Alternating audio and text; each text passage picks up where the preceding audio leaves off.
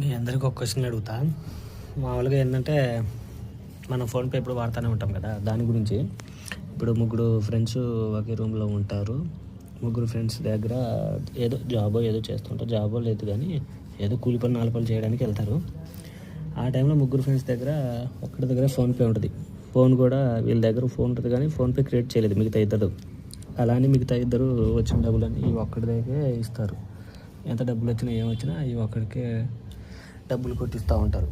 డబ్బులు కొట్టిన తర్వాత తినడానికైనా ఏమైనా చేయాలన్నా ఏమైనా చూడాలన్నా మామూలుగా అయితే ఎంత తినాలన్నా వీటినే ఫోన్ చేసి ప్రతిసారి వీడికే ఫోన్ చేసి కొట్టమంటూ ఉంటారు డబ్బులు.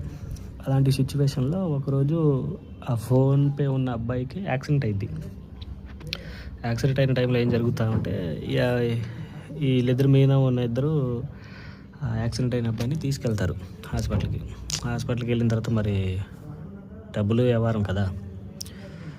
డబ్బులు వ్యవహారం అంటే మరి అందరు షెడ్యూల్ ఉండరు, అందరు మంచోళ్ళు ఉండరు.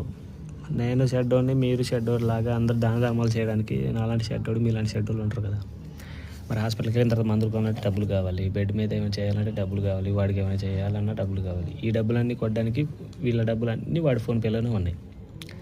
వీడి ఫోన్పే పాస్వర్డ్ ట్విస్ట్ ఏంటంటే వీడి ఫోన్పే పాస్వర్డ్ వాళ్ళిద్దరికి తెలియదు. ట్రాన్సాక్షన్ చేయాలి కదా మరి ఎన్ని డబ్బులైనా, మరి వాళ్ళిద్దరికి తెలియదు.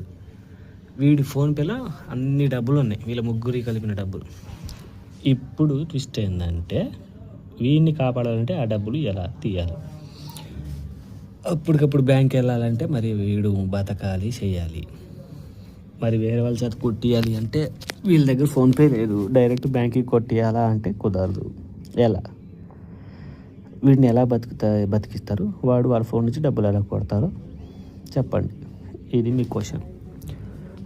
ఈ లంగా కామెంట్లు పెట్టకుండా ఫోన్పే లేకుండా ఎవడు లేడుగా ఈ టైంలో అంటే మీ గుండు మీద మోల్చిన బొచ్చు, నా గుండు మీద మోల్చిన బొచ్చు అన్న మంది ఉన్నారు దేశంలో ఫోన్పే లేకుండా ఉన్నారు.